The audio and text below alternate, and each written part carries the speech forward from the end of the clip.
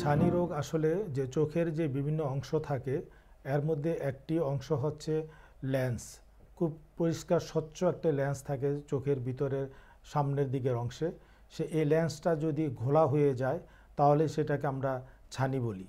সাধারণত বয়সজনিত কারণেই ছানি হয়ে থাকে, আরও অনেক কারণে ছানি হয়ে থাকে, যেমন যদি কোনো আঘাতজনিত কারণে ছানি হতে পারে বা কিছু ওষুধের জন্য, যেন খুব কমনলি স্টেরয়েড জাতীয় ওষুধ ইউজ করা হয় সেটার থেকেও ছানি হতে পারে।